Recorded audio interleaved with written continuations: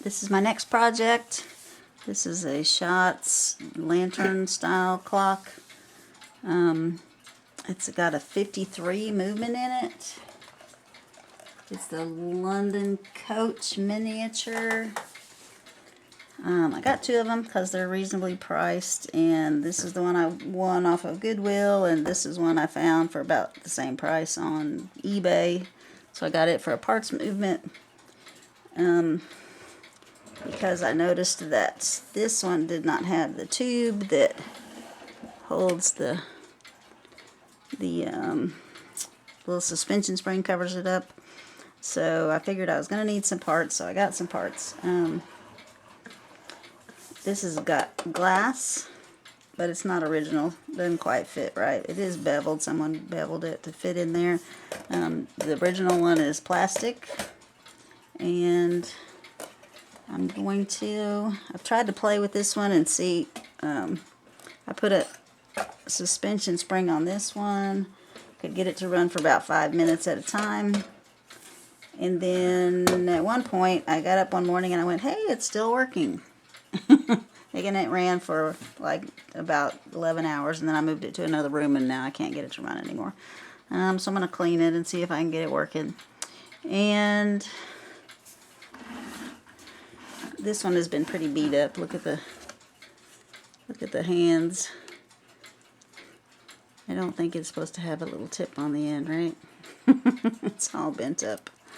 And I've tried winding it, and I'm pretty sure the little gear is stripped. There's no teeth left on it, so it probably, the click failed or something, and it unwound real fast and stripped all the teeth off of there. But I've got this little tube I can use, and any other little spare parts that I might need to get this one here going. So I'm excited about it. This one does not have the little thing to lock it.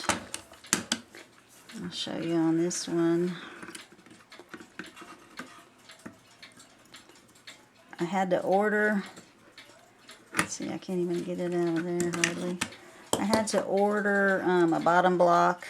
This one had the fork and the top block. This one just had the top block. So I ordered a bottom block, and anyway, this is what I was going to show you. This is the little locking thing right here. Let's take this off before we bend it up. This is the one I built.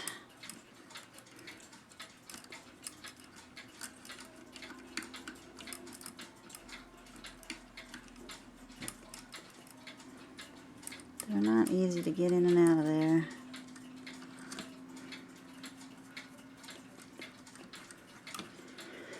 But there's my suspension spring I made. Woo! It is too delicate for me. This is just way too delicate for me. Anyway, I'm going to put this in the pan and show you. It's supposed to lock. Like, this comes down, goes in those little holes, and goes in the little holes right here, and keeps this pendulum from spinning. And also this little cup raises up on the bottom. There's a lever on the front where you push it down and move it over to the other side, and that brings that up right there. But the problem that I was having with it is when I would put it back down, it kind of went past the lowest point. When you get it over here, it's up all the way. You bring it over here, and that little triangular shaped piece goes down in the notch and lets it lower. So there it's all the way down, but I'm not in the slot yet. So if I go to the slot, it would kind of raise it back up some. The cup was sitting kind of sideways, and I couldn't ever get in a spot where the pendulum wasn't hitting somewhere inside the cup. So I got to work on that. But I guess these people were having the same problem because they just took it off completely. There's no little mechanism there. What's nice about these, to level them, they have 3 adjustable feet, so you can set it down and turn those and get your base level wherever you set it, so that's nice. We're going to start by taking this one apart. I don't even know if I can get these little hands off. That is the tiniest little hand nut.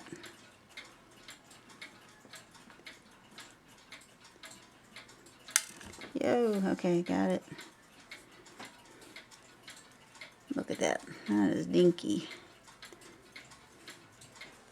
But it's like a little Hermley hand nut. It's got a little raised up side on one side a little bit and little grippies around it.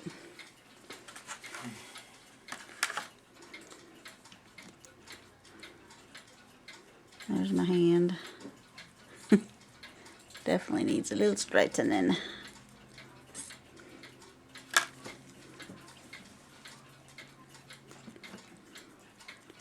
There's the other hand. It's just got 2 splits in it, presses on. And then the face is held on by some little tiny screws right here. So I'm going to take those 2 at the top, 1 at the bottom. So I'm going to take the face off. So these are tiny little screws. I've just backed them out a little tiny bit, and it looks like it's a whole little cap right there that comes off. Maybe it's got to come out a little more. It was spinning around, so I thought I could get it off.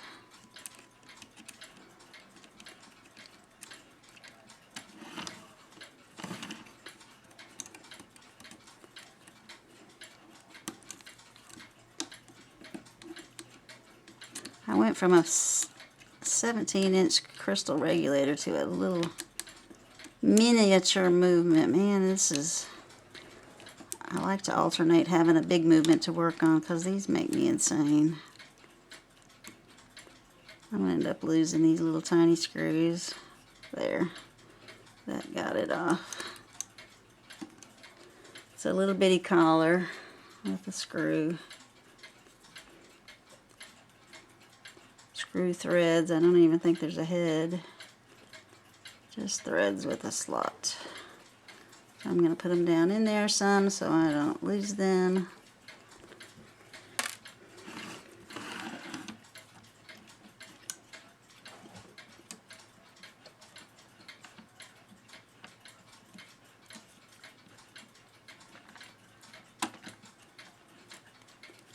There's 2. And number 3 is down here.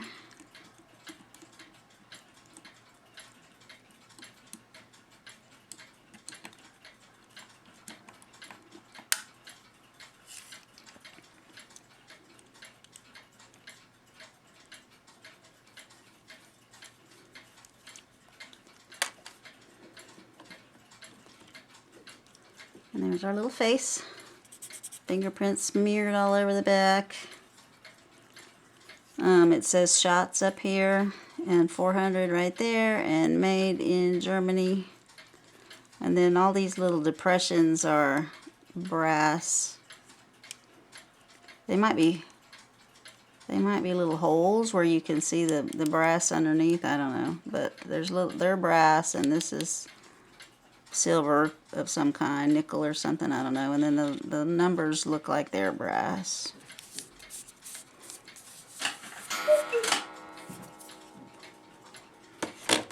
Alright, so then to get this off of here, they're different on the 2 clocks.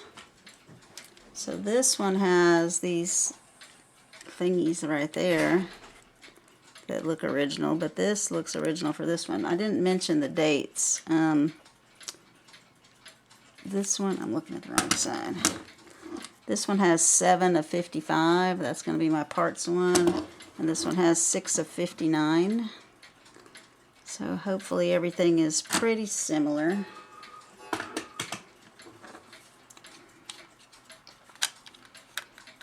I like this thumb screw thing.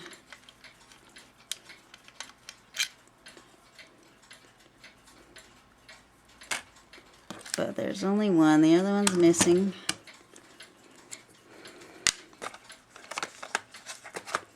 Somebody put a screw in there.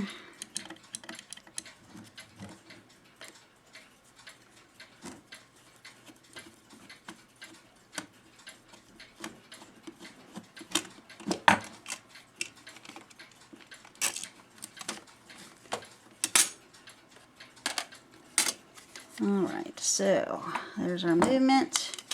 Here's our base. That comes off. Can clean it up good. Should shine up good. Looks like maybe it's the lacquered brass plating. I don't know. We'll see. We'll see how it comes out. And I'm thinking this one that's plastic, it's got a few scratches on it. What I'm thinking is I'm gonna use that instead of the glass, beveled glass that somebody put on there, because it doesn't quite fit. There's gaps and stuff at the top there, all the way around. So if I go with the plastic, I was thinking I could use maybe a headlight polish to shine up the plastic and get rid of the scratches.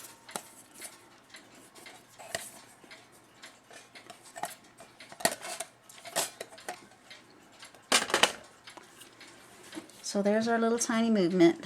This, I think, is on upside down.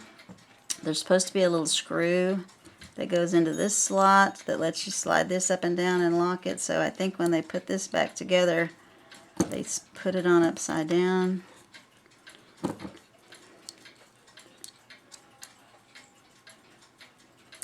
So let's see if we got anything that'll fit in there to unscrew that.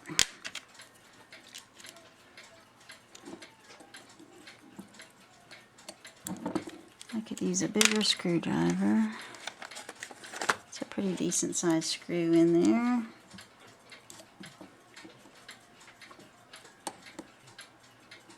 Can't see what I'm doing at all.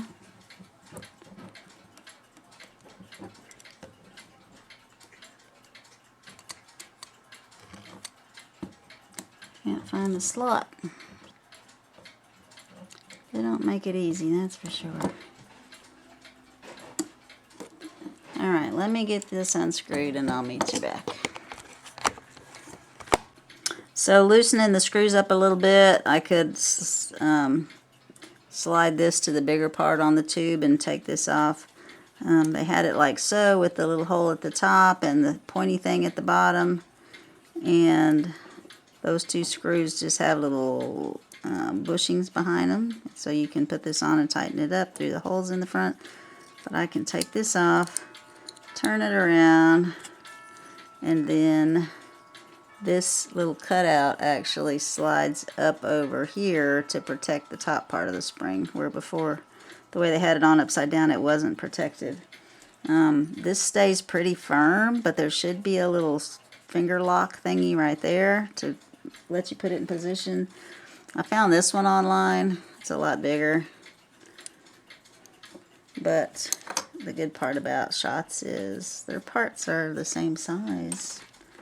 So I can still use the little thumb screw. And now I have a complete little unit for the back. So I'm happy.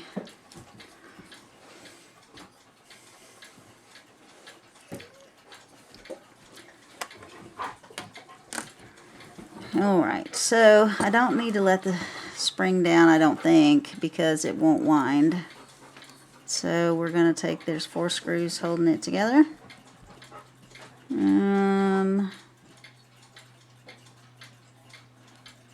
There's screws on either side. That's interesting.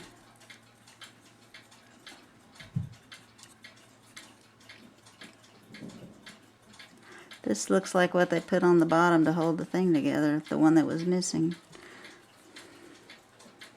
So I don't know which side I want to take apart. It's interesting. I've got 4 black ones on this side, 2 black ones, 2 brass ones on this side.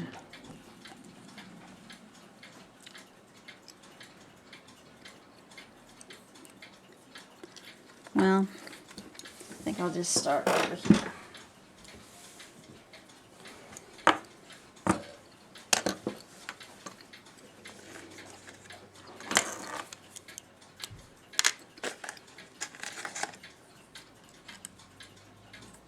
That should fit.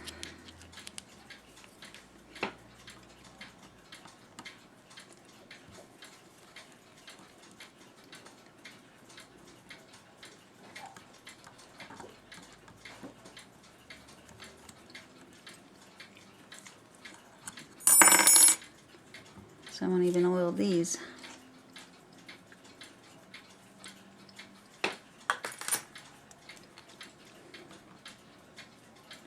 So when I take this off, it's going to remove my little verge here. And it says 2 jewels unadjusted. There's a little ruby or synthetic ruby on either side of this. You can't really tell because it's dirty, but it's a little bit red. You can kind of see some light going through it, making it red.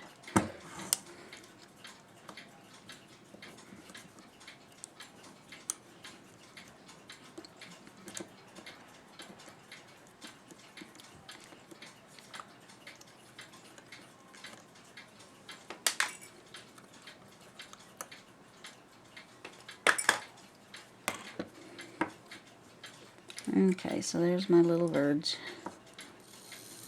Now it still had a little power. It's going now.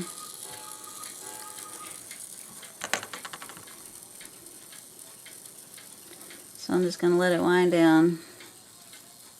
There's 2 more screws at the bottom down here on these legs to hold it together. But this is all pretty loose now, I think.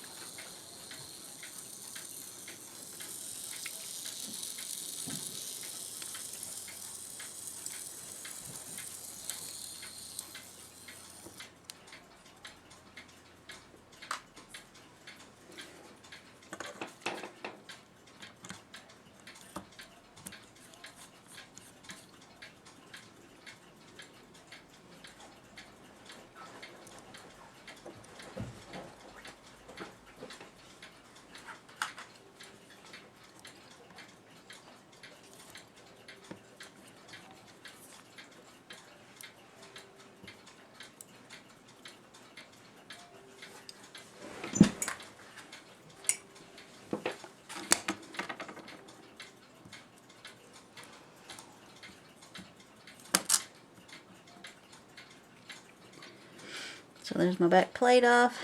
Looks really good inside. Let's see. Somebody's tried to fix it and they've done bushings. So these clocks rarely need bushings because they move so slowly. They're called anniversary clocks because you wind them once a year on your anniversary. But someone has gone through and put new bushings on all of those, including where what I thought was some red no longer has any red. There's no ruby there. But it's okay, because this is just for parts. So there's our little tiny barrel.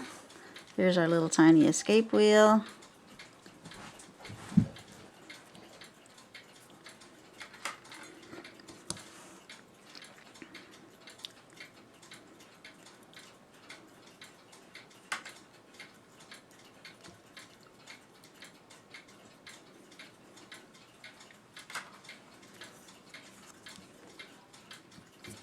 Let's see if that'll come out.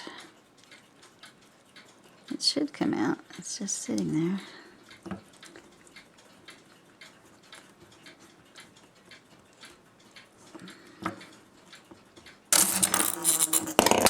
Guess it wasn't done. Oh my goodness. I made my own spinny top. Y'all can't see it, can you? There it is.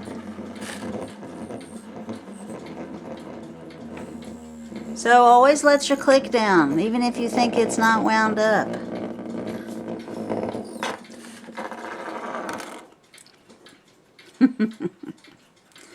Someone has scored all around on this. It's had a lot of work done for some reason. They put little marks all around on it.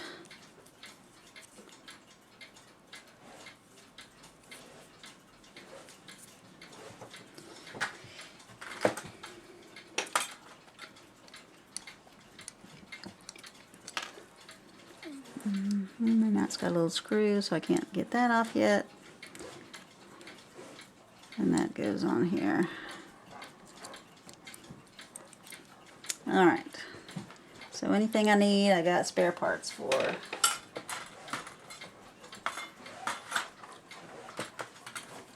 Alright. And there is the piece that I thought, why it wasn't wound. You can see all the missing teeth on here. So I tried to wind it and it didn't really wind. It kind of just skipped backwards, so I didn't think it had any wind on it at all. But apparently that 3/4 of the way that had teeth, they wound it some. But okay. So anyway, this is the important one, and I'll be much more careful taking it apart.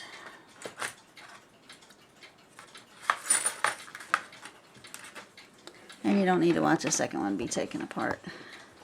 I'll show you the case and stuff when I get this off the bottom. Wanted to show you before we got too far into it. You see how it's starting, right? Kind of dingy, dirty, not very impressive looking. They were like $12. If you're gonna work on anniversary clocks, it's good to start on a cheaper, smaller version that if you tear up isn't a huge loss, right? Because at some point I would like to get one from turn like 1900s, and I want to know a little bit about them before I get to that. But anyway, that's kind of why I got this. I liked the shape of the pendulum. Instead of it being the balls, it's those little cylinder looking things. But this is off of clockhistory.com, and it's got this is hopefully what it's going to look like once it's all cleaned up and polished. It's going to be really pretty.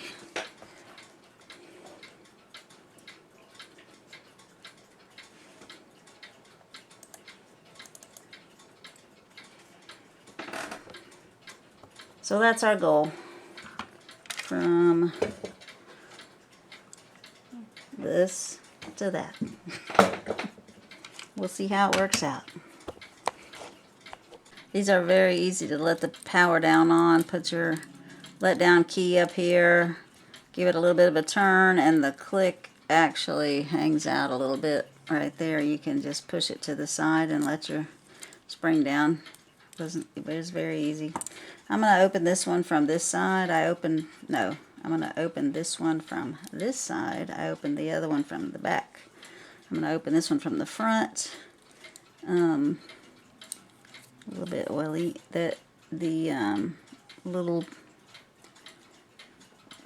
ruby is still intact in this one. The other one, they'd done bushings on the back plate. The ruby was gone. The ruby was still there on the front plate, but it's got a chip in it. So it's good. It's going to be for spare parts. So I'm going to take this little minute wheel and intermediate wheel out. There's a screw holding the intermediate wheel in, and it holds this little guy.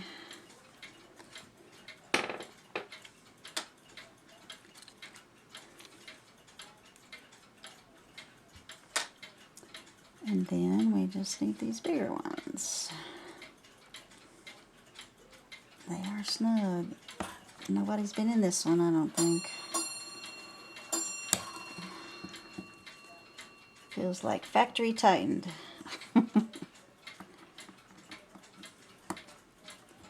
So on the back, there are screws at the bottom.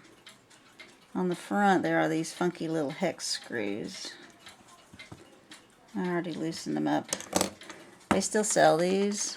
I got some from Time Savers this week because they had them on their clearance thing, and I'm like, what the heck? I'm fixing to work on a Schatz 53. I don't know what they go to. I'll find out. Well, that's all they go to is these front little pieces here. But if you're missing yours, they still have them.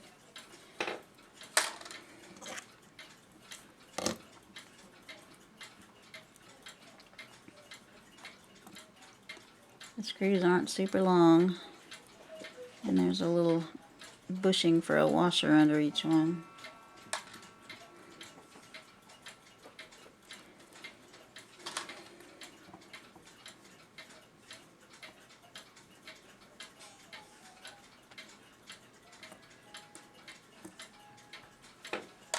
It looks really clean. The front plate looks really clean.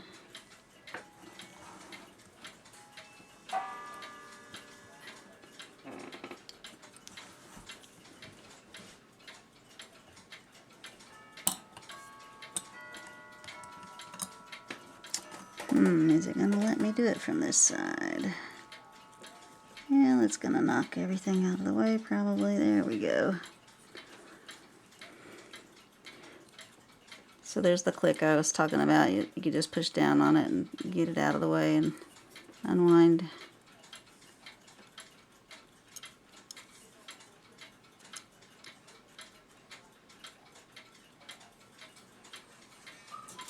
Anyway, looks much better than the other one. The other one had been abused, I do believe, because this one looks like it's in really good shape.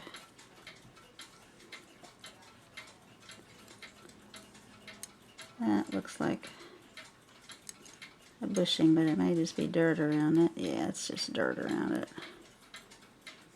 Okay, well, anyway, once I clean this up, hopefully I'm going to be able to get it to go into beat and stay in beat where I want to put the clock. Let me get a picture of this real quick. Yeah, that was pretty funny. Alright, so we're going to pull this little guy out.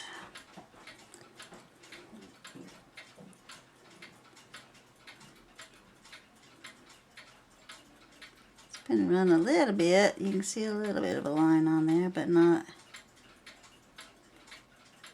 any kind of dent. Alright, escape wheel. Lovely. About smaller than my pinky nail.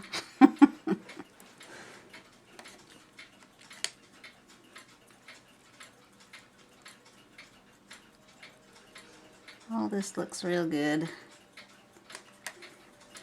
So if I bought the spare movement and all I use off of it's the back tube, it still was cheaper than trying to find a back tube online and buy it, because somebody would have wanted 20 bucks just for that.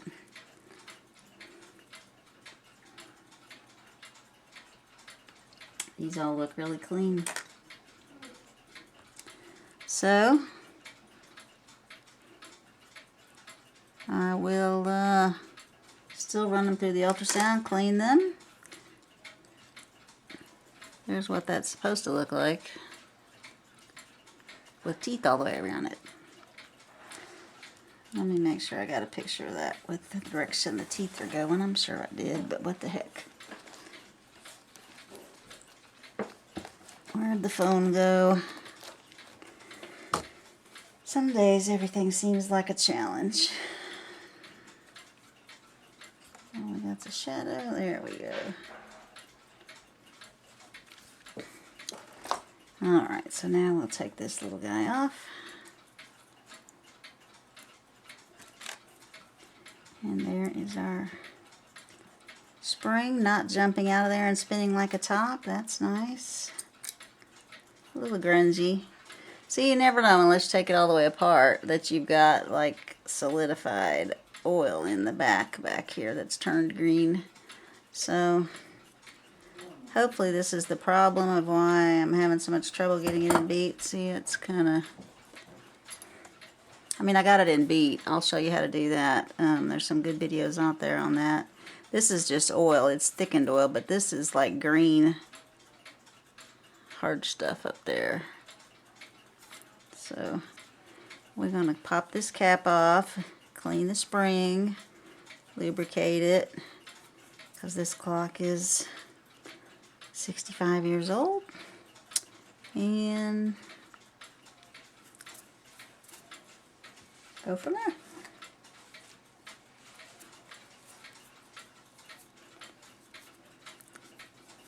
It's so thick I'm trying to wipe it off and it's just smearing.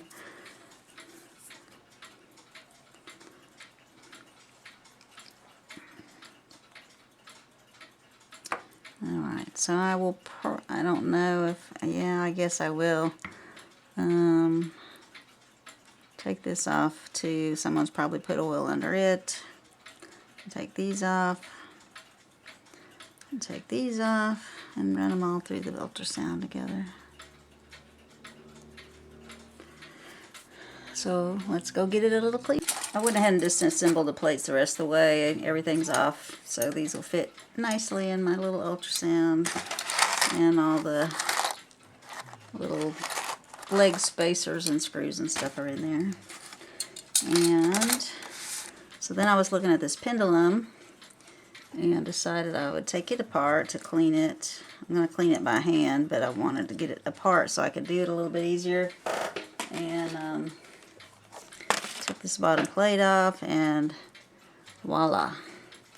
That is the mechanism that pulls these balls further in or pushes them further out, depending on if your clock is running fast or slow. When you turn this dial, the threaded one, not this one up top here, this threaded one right here, watch how the screws pull in more, and then backing it back out.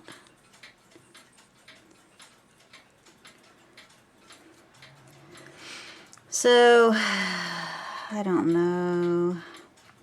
If I take all these little springs off, it'd be a pain in the butt to get them back on, but I'm probably going to do it. And then take that little nut off right there in the center.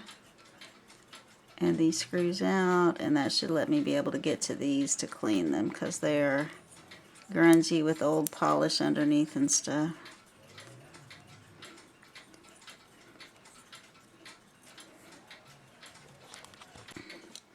I cleaned it and put it back together without too much trouble.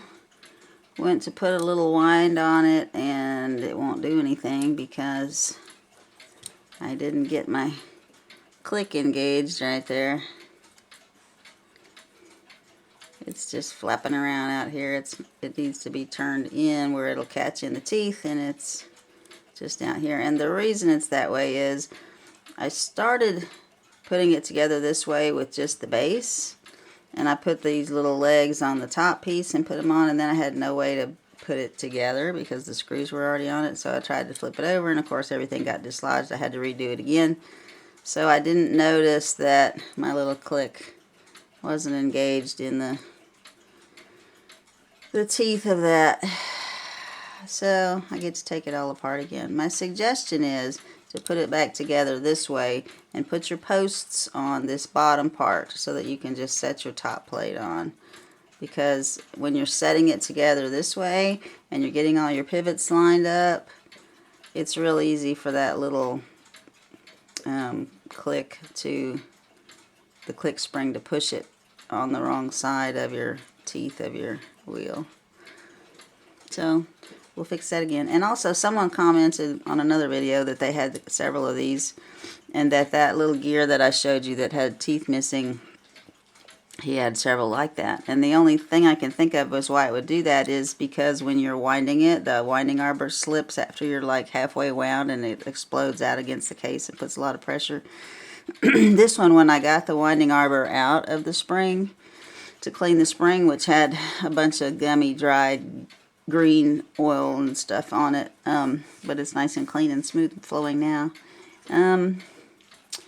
It just removing the arbor was enough to stretch the inside loop where it didn't want to catch, and I had to really get a good curl on the inside loop to get it to hold. So I have a feeling that's a flaw with the spring design with this one, that it doesn't hold the winding arbor real tight. The design of the winding arbor is skinny on both ends and fatter in the middle, and by the time you force that fatter part in, it's opening up that tiny inner loop and holding for part of it. Like, you may think you have it, but by the time you get it wound all the way up,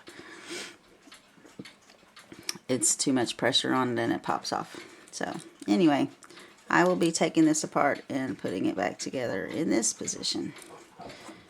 And then we will start on these cases right there. I'm going to take them all the way apart. They're not too difficult. This one's already partially apart. This is the one I got off of eBay. This is the one that I got with the clock. So I'm going to take it all the way apart. We're going to figure out how to do that. It looks like the only thing that holds that plate in is the center thing, because this one doesn't have a center thing and it's flopping around in there. And then there are screws that'll let these all come off and be cleaned. It should clean up really good.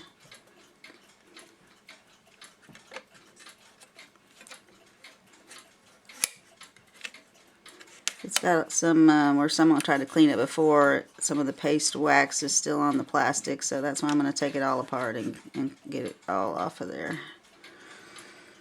Plus, I don't want to keep the glass. I like the, I wish it was glass, but it's plastic, but I like the little fluted design on this original one, but the back is scraped up and missing some brass, so I'm going to put this plastic in this case. In case you're interested. My pendulum is cleaned and reassembled, so I'm going to take this case apart. So, I'm going to start with the top. So there's 4 screws in the bottom, and you would think you could just take this off and slide these out, and you can, some of them, but some of them are bigger at the top than at the bottom. So you can actually take the top out. And try not to lose all the parts. And then there's 4 screws in the top also. So I'm going to take all these screws out, take this apart. This is a little bit different. It looks like a screw. You see there's where somebody got some cleaner up under it. It's corroding everything. That's why it's good to take it apart to clean it, because no matter what, when you got it together, I've already taken the other one apart and it was super loaded with cleaner, brass cleaner, because they probably used a liquid and it got up under everything. At least if you're using a solid, you can control it a little bit better. So if you're not going to take it apart, there's a suggestion. Maybe use a solid. But these have a slot like a screw, but the screw is actually sticking up through the middle of it right there. So you can't just put a screwdriver in there.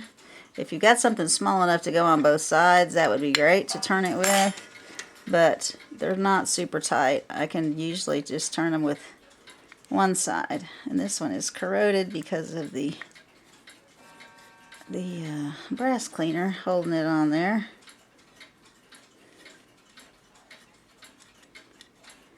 But if you go around, take all these out, these little pieces come off, you can clean them too. So I'm going to get all this taken apart,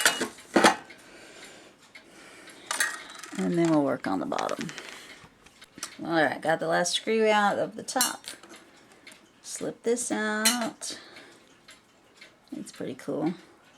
But immediately this kind of sprung apart, which I thought was kind of strange.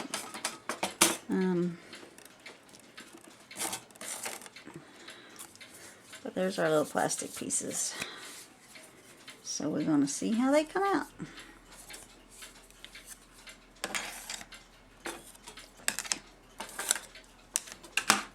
And then the middle on this one doesn't look great.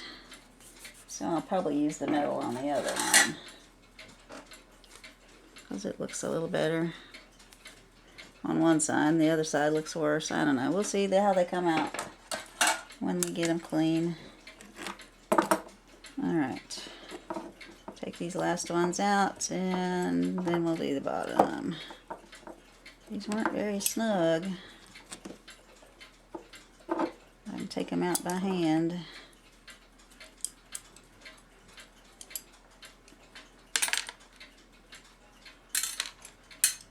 And there's our bottom. And you know it's the bottom because it's got the little hooks to put the, attach the lid.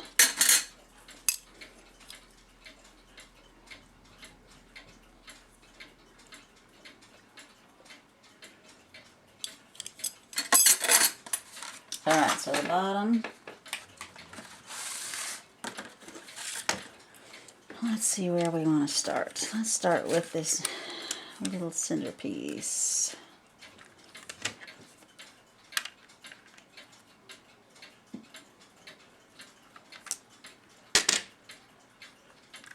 Still a little snug.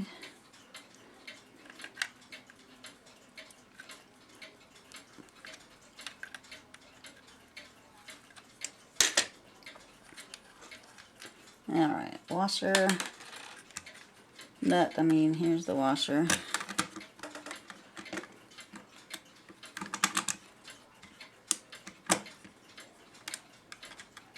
we go. It's kind of black metal. And then let's see if this will come off of here. Doesn't really want to. I'm surprised.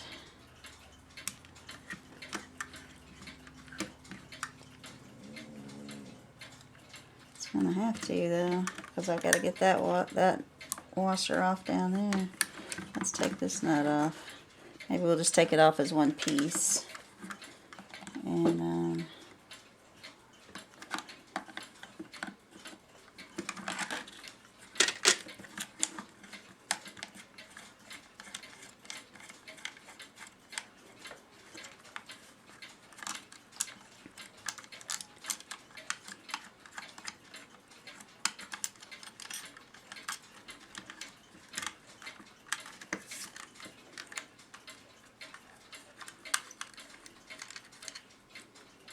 alright, so it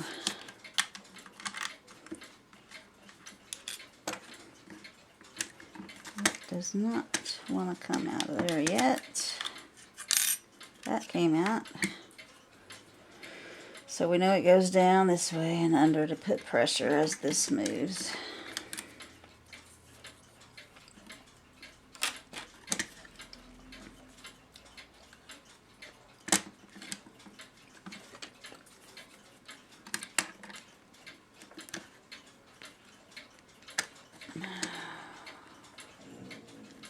Maybe it's a left-hand thread.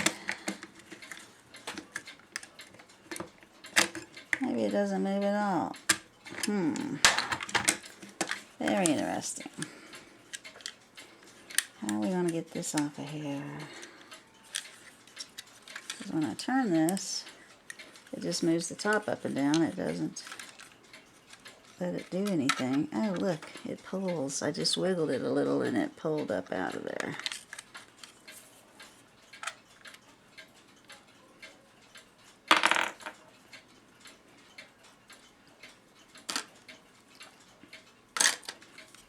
Alright, now let's see.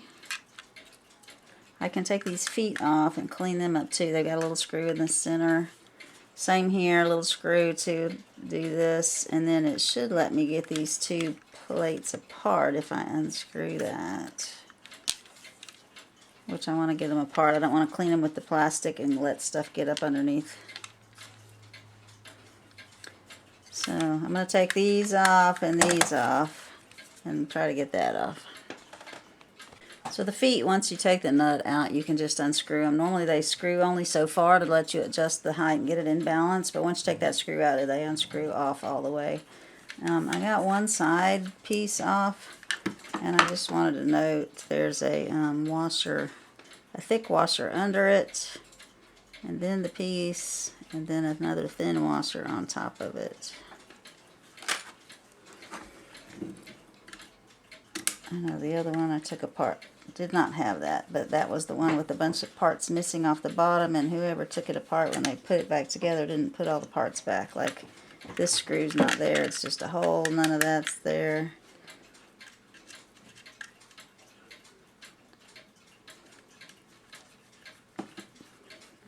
It's sitting there somewhere in someone's part drawer doing nothing.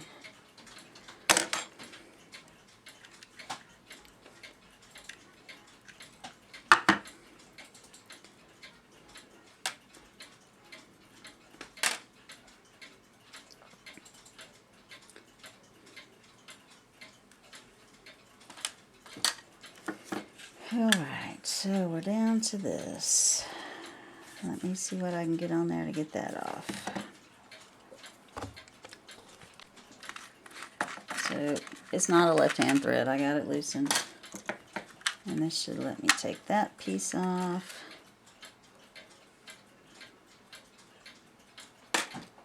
I did want to note, where's the middle? This piece right here. If I looked at it under the magnifying glass, I'm going to zoom in, get some light in there.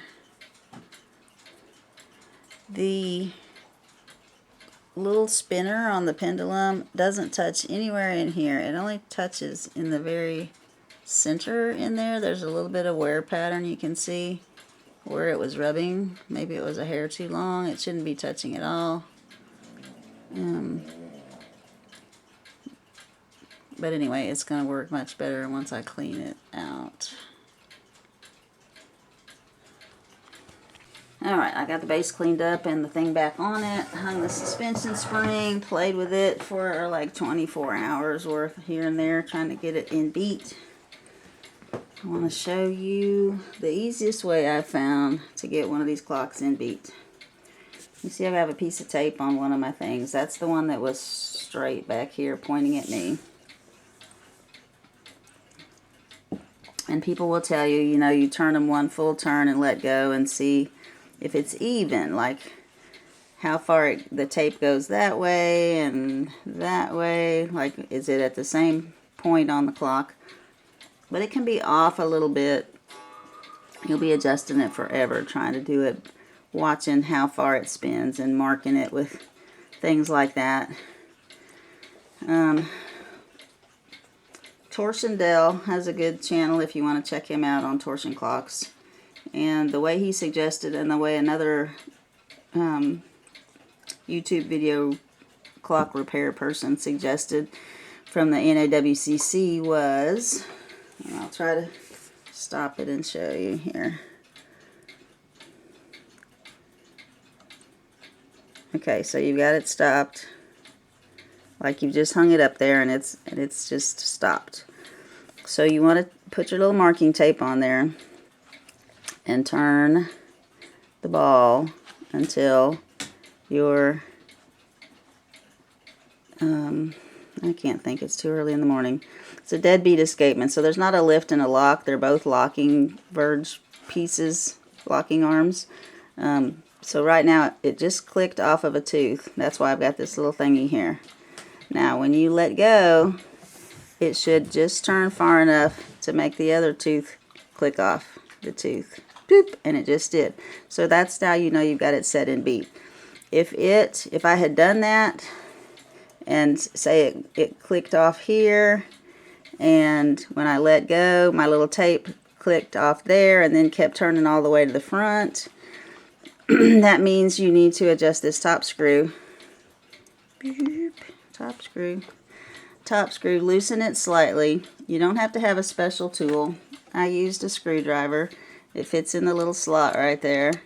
And also this little locking arm for your suspension spring you can use to adjust your fork on the front of this, coming where your suspension spring goes down. If that piece of tape went too far to that side, you need to turn your fork more that way. And you're only going to be turning it a 1/16 of an inch if you're way off, and like a 32nd of an inch if you're almost there. It doesn't take much to adjust that fork. And then once you wind it, see it's continuing to run even though it's rocking all over the place. It's still turning far enough. It's got overswing. It's got to have equal overswing on each side. That's what you're looking for when you're watching the tape go around. But you can also watch your verge and see how deep it goes.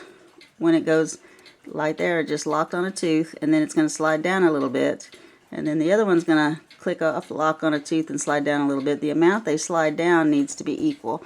That's what you're looking for when this ball spins. If that amount is dropping deeper on one side, your thing is turning farther on that side. So whichever way it turns farther is the way your fork needs to be adjusted to. So anyway, got that set up. It's run for like 14 hours. I'm excited about that. So now I've got to get the case cleaned up and start adjusting my speed right here. I don't know. I mean, I took this all apart, so I don't know. It's got a little faster and slower on it. So I've got to adjust this little dial to get my minutes to be accurate. Because with a deadbeat escapement, it should be super accurate. It's going to be real accurate.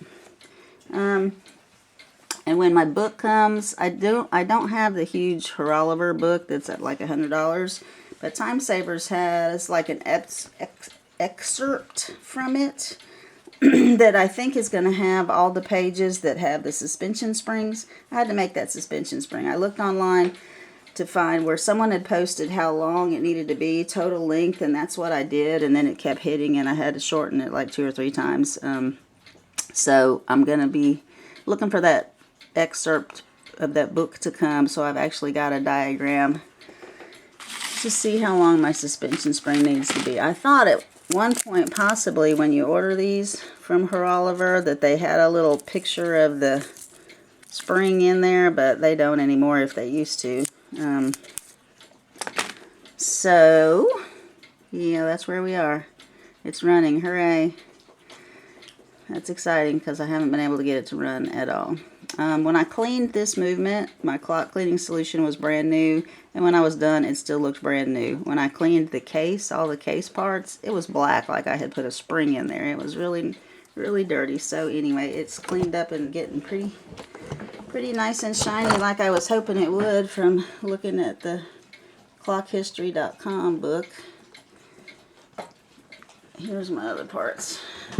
This is how they came out after cleaning. They're still pretty cruddy. I'm going to have to take the mother's polish to all this stuff, so it's going to take some time. I got this face, and this face I actually cleaned in my clock cleaning solution to see if it would come out any better. So I don't know which one I'm going to use yet. I guess whichever one looks the best. This one's got a little place by the 2, but it's actually cleaner than this one. This one's still kind of got some kind of rough stuff all over it.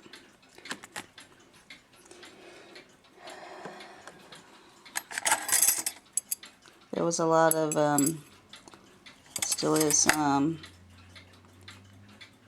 old brass cleaning stuff down in all my slots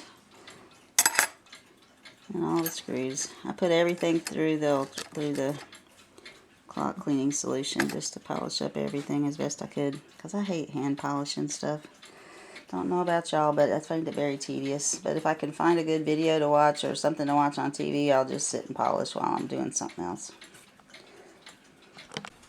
Well, I got the outside case cleaned up and back on. It came out pretty good. Came out pretty nice. The back plate had some hole-looking places on it, and I finally figured out it was lacquered, and the lacquer was gone, and so I soaked it in my ammonia solution and got the rest of the lacquer off, and then it all polished up nice and even and looks good. And it's been running about 3 hours, and it is 3:40, so it is like 12 minutes fast and 12 minutes slow in 3 hours time. So I've got to make big adjustments still. I'm still way off on the time. There's the back. Came out good. Mirror finish. There's me. Yay, you can see me. That's pretty shiny, huh? That's a mirror finish because that's my reflection in the back of that thing. Alright, so I'm going to, let's see, make this go faster. I also had to like re-level everything once I turned it around this way because I was working on it the other way. My desk is not level, so I had to re-level everything and finally got it running in this direction. So I'm going to stop it here. There's a little, on my pendulum, that, I don't know if you can see that little black arm sticking down there.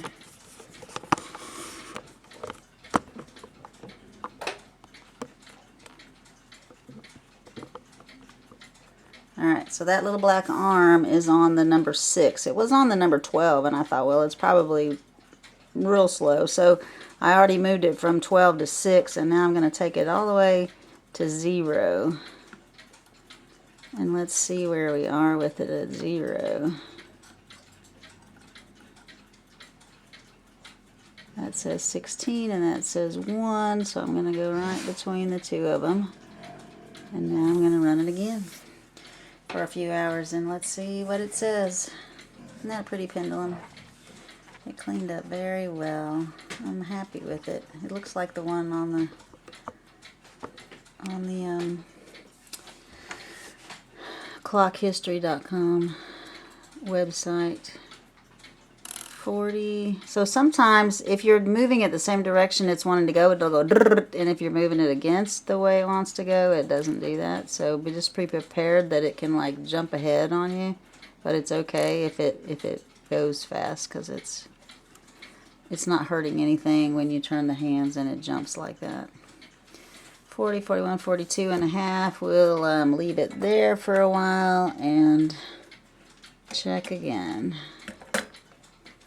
Lock this back down. Yep, I must have missed. Nope, I just don't have it on there yet. Okay, there we go. Alright, I'll check back in with you. Isn't that pretty? Came out good. My clock is still like 3 minutes fast in 12 hours. So what's got me thinking is there's 1 through 16 on this pendulum, and I'm like, what? That's like a weird thing. Why would you pick 1 through 16? This little minute hand actually, if you watch it real closely, when the pallets click on the teeth, you'll see a tiny little jump sometimes, and it does it 4 times in each minute. It's beating what I think it has 8 beats a minute, which each beat is when one tooth hits one pallet.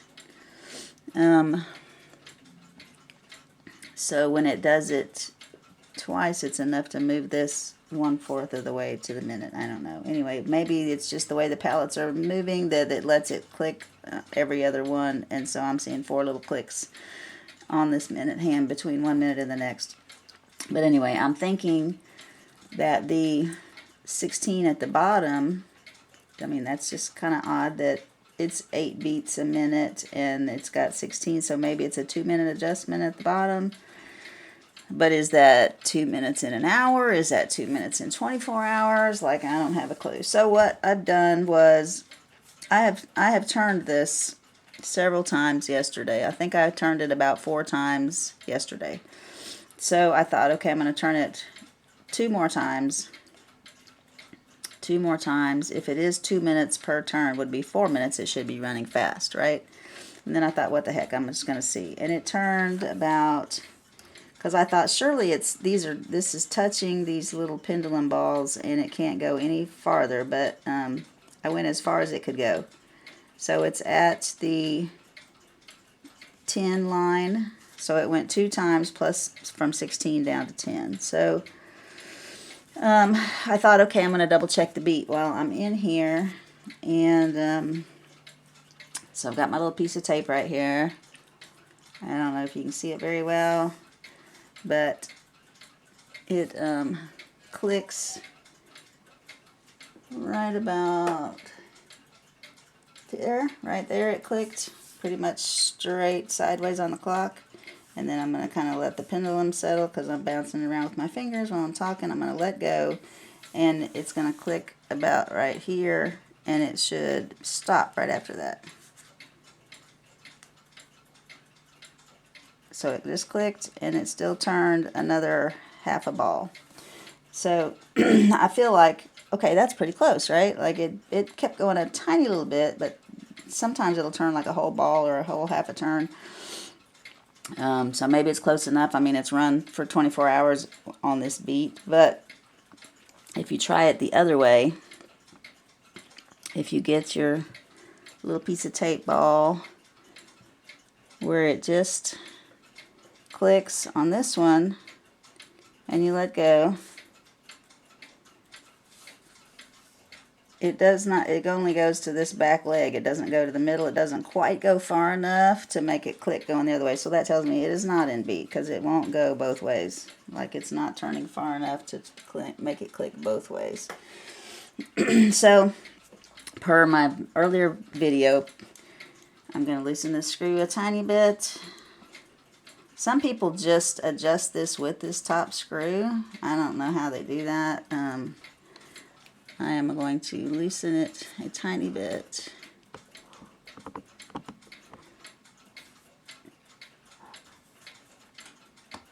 I've loosened it a tiny bit, and I'm going to jam it all over the place. I'm going to rotate the fork by moving the block, and that's easy to move the block because it's got a big pin in it right here, right? So like there's all these tools and things out there, you can just turn it because you've got a big thing to hold on to. So I've adjusted it slightly, and now I'm going to tighten it back up. What you have to do though is hold it when you tighten it, because you will turn it right back where it was, which I was doing the first time I was trying to adjust this. I was going nuts. I'm like, I moved it that way and it's still way off. Okay, so anyway, we're going to try it again. Let me find my piece of tape. Let's get it to click. Going that way. Nope, we're going to have to do it the other way. I'm sorry if it's not better shot. I can't turn the thing to the side to show you the side, because then it won't be level anymore because my desk is so crooked. Actually, my floor is crooked because my house is 100+ years old. But we're going to turn it one way until it clicks. I don't have a beat amplifier, but I have eyeballs. And then we're going to let go. And it just clicked the other way, and it still turned a tiny bit. It just clicked that way. So when you make these adjustments, it'll start clicking in different places. So it's not going to click in the same place on your thing. You can kind of do what I've been doing, set out some Q-tips. I tried to put the tape where the ball was, like where I could see it. I don't know. There's so many different ways to do it, but I'm going to try one more time. Click. Okay, so now the ball is clicking way over here. I turned it too far. So I was just assuming, I didn't see it click, so I was just assuming it would click where it clicked before, but it clicked back here instead. So I'm putting that there, letting go, and seeing if it turns far enough to click. Let me see what I've done here.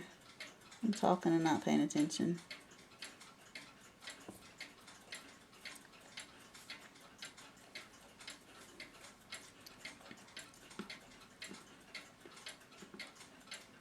Yeah, that's where it clicked.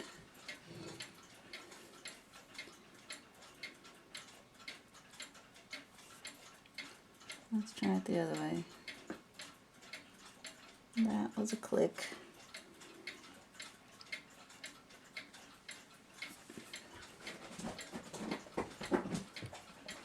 That was a click.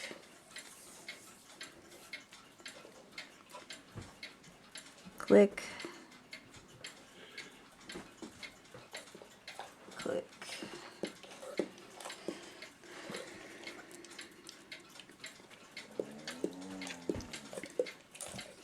Alright, we're going to try this beat for a little while. It's got a much shorter, like it was going from here to here to click, and now it's going from here to here to click. So maybe my clock will run faster now that it's in beat, or a little bit better. Like it's got a much shorter place. It doesn't have to turn as far before it clicks. So if your clock's not in beat, it's definitely going to affect the speed. These things are picky, picky, picky.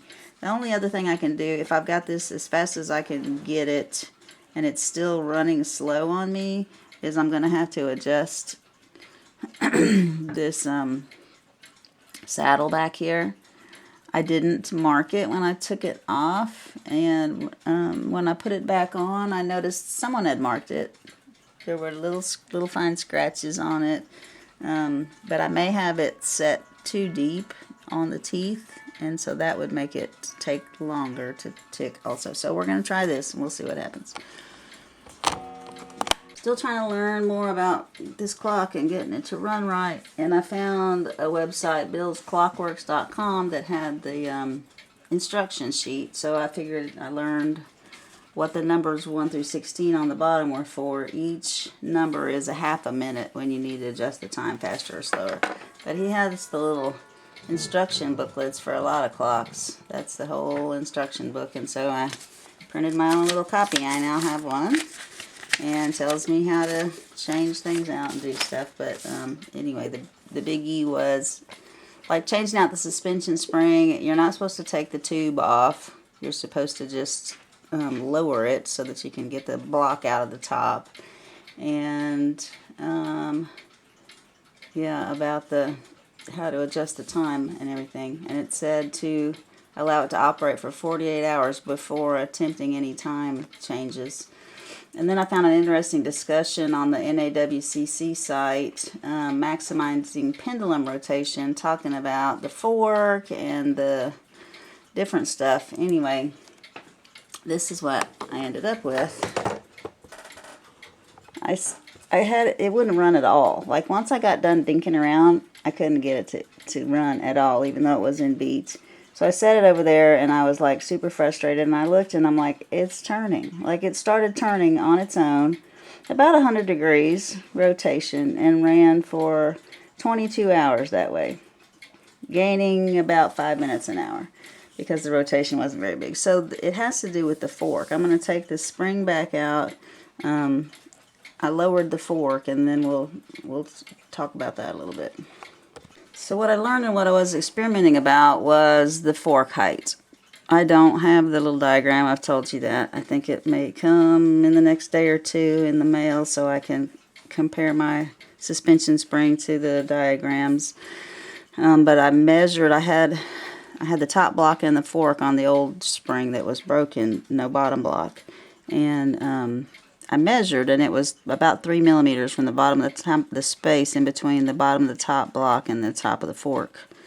And so that's what I had set mine on. I didn't have much overswing.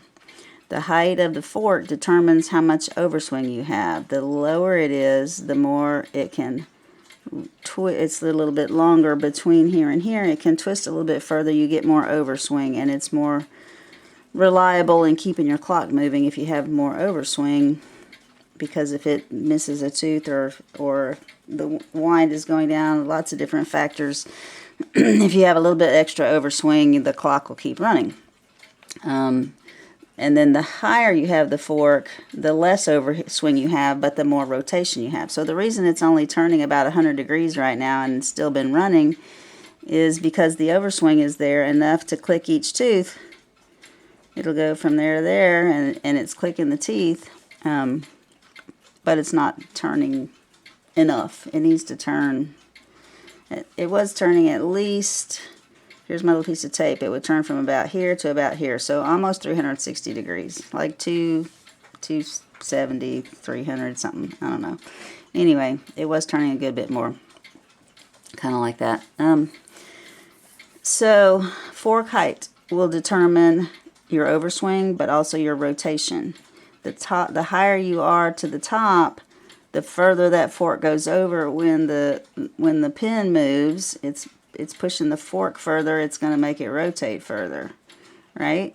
So if you're lower, it's not going to rotate as far, but your spring is longer, and you get more twist to it. You get more overswing.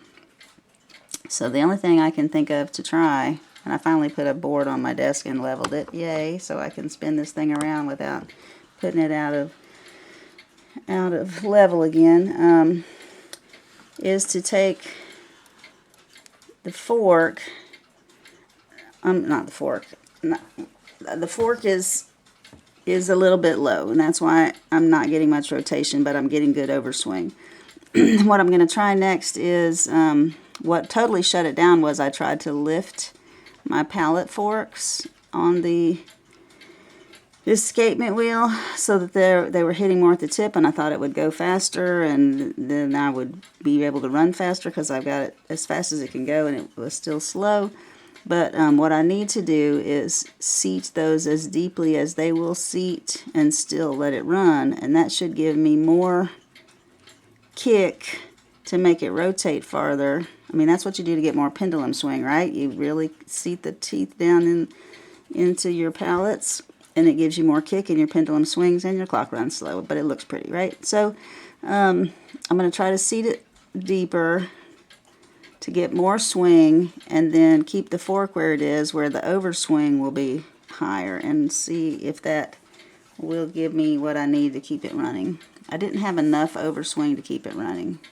Even when it was in beat, it was like it would slow down to the point of barely passing enough to make it click off of one tooth, and then eventually it just wasn't. So that's where I am now, working on the palette. So somebody scribed little lines on here. It wasn't me. I didn't think about it when I was taking it apart. There is a little bit of give on this bridge. There has to be, to make the palettes adjustable. And so there were little lines scribed on here, and when I put it back on, I just kind of put it back on, and I got lucky, and it was running good. As I've tried to adjust it higher and lower, I've not been able to get that sweet spot again, but that's what I'm going to do next. And then I'll let you know if I'm not going to move the fork at all. I'm going to only move the pallets, and then we'll see how much this rotates. Right now, it's not rotating much. It ran forever going from here to here. A long time. From there to there. I mean, not even 180-degree rotation, and it was running. It was amazing. Especially since I didn't start it. I just set it to the side, and it just started working. Seemed to give me what I needed. I lowered the verge pallets until it locked on the escapement wheel. It wouldn't turn either way at all, and then I backed off just enough that it would let it pass. And one other thing I noticed might have been slowing me down, giving me trouble yesterday why it wouldn't run, was I had it facing the other way, so I didn't look. But last time I had locked this tube down, when I had raised it to get the teeth out of the pendulum and let it spin, I hadn't raised it very far. It says to raise it all the way in the book and turn the little thumb screw. This was the bottom block was still inside that housing and was barely clearing it, so that could have been giving me some resistance yesterday, why I got frustrated when I had made some adjustments and then couldn't get it to run at all. I probably had the bottom block bumping against the tube inside. So anyway, right now I've got good lock on my pallets, and I've got good pendulum movement. It's turning about 1.5 balls past where it clicks, so I've got good overswing. So I think I'm just about where I need to be. Now I can just see if it's running fast or slow. If you check out that NAWCC posting, it talks about how it doesn't really matter how far these rotate. It doesn't change the speed because it's a sine wave. And anyway, it's pretty interesting. The only thing that's going to change the speed is how far or how close these balls are. So it doesn't really matter how far it turns. It matters how much overswing you got. I've got it looks like 360 degrees, or right at, you know, like maybe, yeah, maybe 10 degrees less. But anyway, I'm happy with how much it's turning, so now I just need to quit fiddling with it and adjust the time. This clock has given me a run for my money, that's for sure. I think I have finally got it adjusted. No help. Like, I kind of waited for my delivery to come. This is the little book that Time Savers has for 100-day clock suspension spring guide. There's no springs in it. There's only backs of clocks in it so that you can order the right spring size, but there are no diagrams. Once you get your spring, as far as where the fork needs to go in relation to the top block and how long it needs to be. So, I did try adjusting the depth of the verge in the escape wheel teeth. I would suggest working on a half a dozen or more spring-driven clocks with a recoil escapement before you try to mess with one of these deadbeat escapements. I have finally, after several days, like the last 2 or 3 days, I couldn't get it to run at all. None at all. Last night I got it to run for 10 minutes. Today I think I finally found the right spot. If you will look at the teeth. If it will focus that close. Let's see. Gotta get my junk out of the way on the floor here. Okay. So, I gotta zoom out a little because it just doesn't want to focus that close. You can see when my tooth hits the wheel how deep it's hitting. I had the pendulum off of here completely, and I would I would rock the verge back and forth just enough to make it click a tooth so that I could see, and I just barely got like the tip of this on the tip of that and the tip of this on the tip of that, and that seemed to be the right spot. And if you can look underneath there, let me show you, under that bridge, you see those lines that are scribed? There's a little scribe right there. You can't see the scribe over there. And that was how I just happened to set it up the first time around, was I had this side seated a little bit deeper than this side, and that's the way it wanted to run. Just because somebody has scribe marks on your plate doesn't necessarily mean they're in the right spot, right? So sometimes you just got to do trial and error and get the teeth to balance on that deadbeat escapement. With it doing that, this is the system I have come up with, and it wasn't my idea. I saw it on another video.